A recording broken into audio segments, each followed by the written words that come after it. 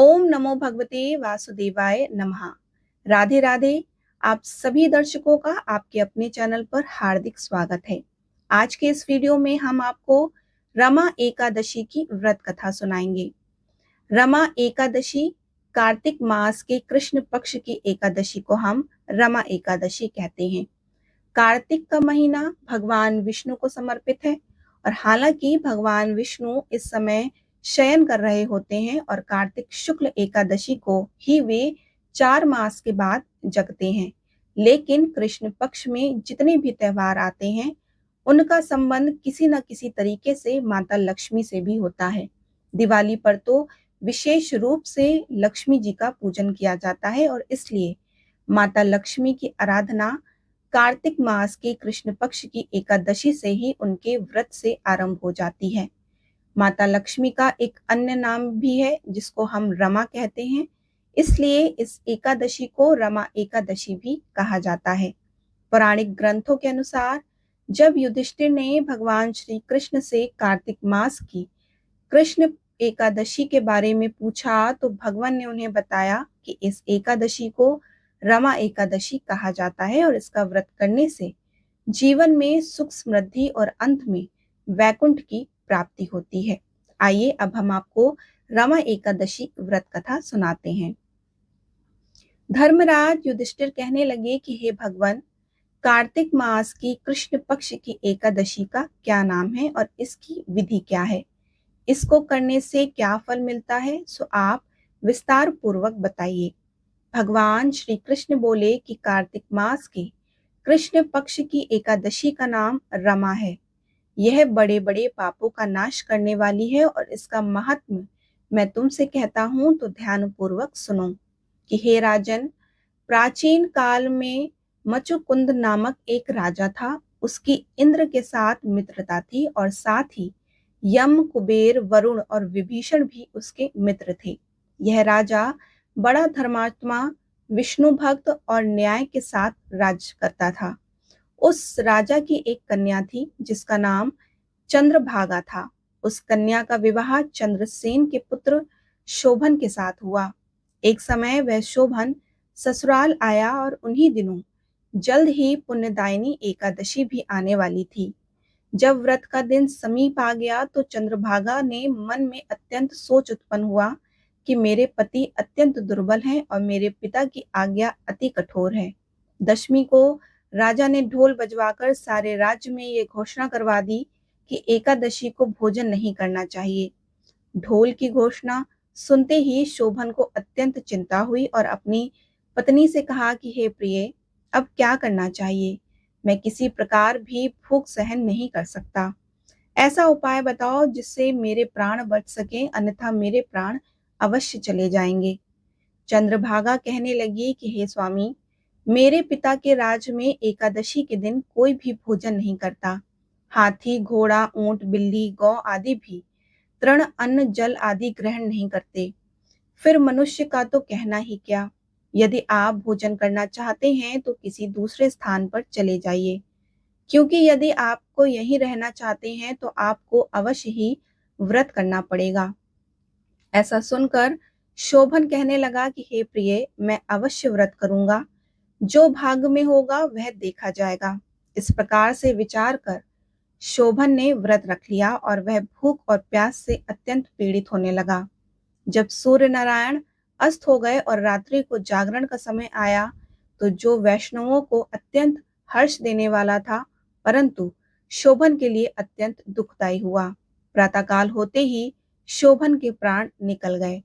तब राजा ने सुगंधित काष्ठ से उसका दाह संस्कार करवाया, परंतु चंद्रभागा ने अपने पिता की आज्ञा से अपने शरीर का दग्ध नहीं किया और शोभन की अंत्येष्टि क्रिया के बाद अपने पिता के घर में ही रहने लगी। रमा एकादशी के प्रभाव से शोभन को मंदारचल पर्वत पर धन्य धान्य से युक्त तथा शत्रुओं से रहित एक सुंदर देवपुर प्राप्त हुआ। वह अत्यंत सुंदर रत्न और वैदुरमणि जड़ित स्वर्ण के खंभों पर निर्मित अनेक प्रकार की स्फटिक मणियों से सुशोभित भवन में बहुमूल्य वस्त्र आभूषणों तथा छत्र व जवर से विभूषित गंधर्व और अप्सराओं से युक्त सिंहासन पर आरूढ़ ऐसा शोभायमान होता था कि मानो दूसरा इंद्र विराजमान हो। एक समय मुचुकुंद नगर में रहने वाले एक सोम शर्मा नामक ब्राह्मण तीर्थ यात्रा करता हुआ घूमता घूमता उधर से जा निकला और उसने शोभन को पहचान लिया और यह तो राजा का जमाई शोभन है। उसके निकट गया और शोभन भी उसे पहचान कर अपने आसन से उठकर उसके पास आया और प्रणाम आदि करके कुशल प्रश्न किया। ब्राह्मण ने कहा कि राजा मुचकुंद और आपकी पत्नी कुशल से हैं। नगर में भी सब प्रकार से कुशल है, परंतु हे राजन, हमें आश्चर्य हो रहा है।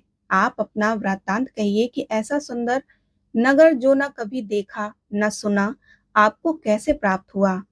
तब शोभन बोला कि कार्तिक कृष्ण पक्ष की रमा एकादशी का व्रत करने से मुझे यह नगर प्राप्त हुआ है, परंतु यह अस्थिर है। यह स्थिर हो जाएगा, ऐसा उपाय कीजिए। ब्राह्मण कहने लगा कि हे राजन, यह स्थिर क्यों नहीं है और कैसे स्थिर हो सकता है, आप बताइए। फिर मैं अश्वमेध वह उपाय करूंगा और मेरी इस बात को आप मिथ्या न समझिए। शोभन ने कहा कि मैंने इस व्रत को श्रद्धा रहित होकर किया, अतः यह सब कुछ अस्थिर है, और यदि आप मुचकुंद की कन्या चंद्रभागा को यह सब वृत्तांत कहें तो यह स्थिर हो सकता है। ऐसा सुनकर उस श्रेष्ठ ब्राह्मण ने अपने नगर लौटकर चंद्रभागा से यह सब वृत्तांत कह सुनाया।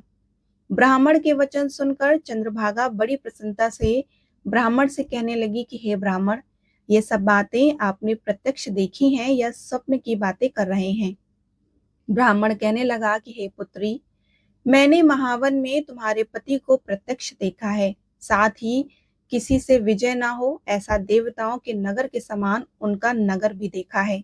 उन्होंने यह भी कहा है कि यह स्थिर नहीं है और जिस प्रकार से वह स्थिर रह सके सो उपाय करना चाहिए। चंद्रभागा कहने लगी कि हे विप्र, तुम मुझे वहां ले चलो, मुझे पतिदेव के दर्शन की तीव्र लालसा हो रही है। मैं अपने किए हुए पुण्य से उस नगर को स्थिर बना दूंगी। आप ऐसा कार्य कीजिए जिससे उनका हमारा संयोग हो, और क्योंकि वियोगी को मिला देना महान पुण्य है, तो सोम शर्मा यह बात सुनकर चंद्रभागा को लेकर मदराचल पर्वत के समीप वामदेव ऋषि के आश्रम पे गए। वामदेव ने सारी बात सुनकर वेद मंत्रों के उच्चारण से चंद्रभागा का अभिषेक कर दिया। तब ऋषि के मंत्र के प्रभाव और एकादशी के व्रत से चंद्रभागा का शरीर दिव्य हो गया और वह दिव्य गति को प्राप्त हो गई। इसके बाद बड़ी प्रसन्नता के साथ अपने पति के निकट गई और अपनी प्रिय पत्नी को आते देखकर शोभन अति प्रसन्न हुआ, उसको बुलाकर अपनी बाईं तरफ बिठा लिया। चंद्रभागा कहने लगी कि हे प्राणनाथ, आप मेरे पुण्य को ग्रहण कीजिए। अपने पिता के घर जब मैं 8 वर्ष की थी तब से विधि पूर्वक एकादशी के व्रत को श्रद्धा पूर्वक करती आ रही हूँ। इस पुण्य के प्रताप से आपका यह नगर स्थिर हो जाएगा तथा समस्त कर्मों से युक्त होकर प्रलय के अंत तक रहेगा। इस प्रकार चंद्रभागा ने दिव्य आभूषणों और वस्त्रों से सुसज्जित होकर अपने पति के साथ आनंद पूर्वक रहने लगी। राजन, यह मैंने रमा एकादशी का महात्म्य कहा। जो मनुष्य इस व्रत को करते हैं उन्हें ब्रह्म हत्या आदि समस्त पाप नष्ट हो जाते हैं। कृष्ण पक्ष और शुक्ल पक्ष दोनों की एकादशियां समान हैं, इनमें कोई भी भेदभाव नहीं है, दोनों समान फल देती हैं, और जो मनुष्य इस महात्म्य को पढ़ते हैं या फिर सुनते हैं उनके समस्त पापों से वे छूटकर विष्णु लोक को प्राप्त होते हैं। इस प्रकार रमा एकादशी व्रत का महात्म्य संपूर्ण हुआ। बोलिए श्री हरि विष्णु भगवान की जय। श्री एकादशी मैया की जय।